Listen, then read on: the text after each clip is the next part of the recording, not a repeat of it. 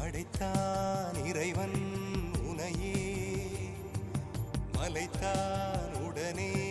அவனே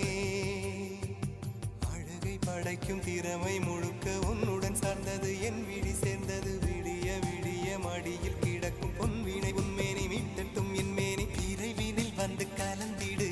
வீரல் பட மெல்ல கனிந்திடு உடல் மட்டும் இங்கு கிடக்குது